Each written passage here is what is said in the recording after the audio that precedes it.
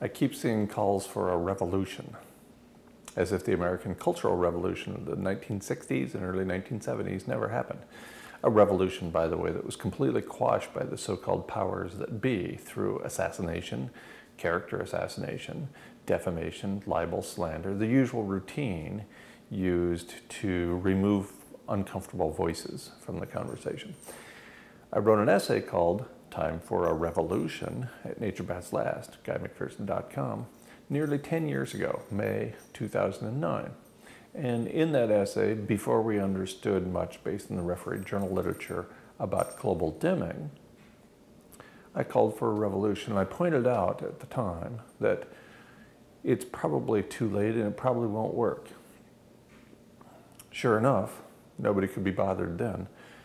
Just as in the 1970s, when we transitioned into the 1980s and all that we cared about was another buck or two, we couldn't be bothered to sustain the American Cultural Revolution in the 1970s. We couldn't be bothered in 2009, and I doubt we can be bothered now.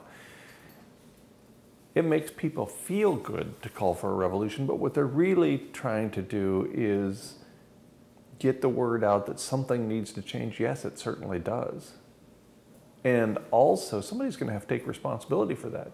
You can't just call for a revolution and say somebody else has got to deal with it. We have to deal with it. Not them, but us.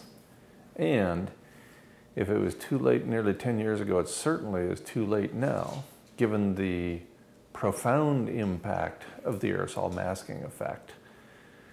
It seems to me that even a minor disruption in the economy at this point will cause a global average temperature rise that will hasten our own extinction.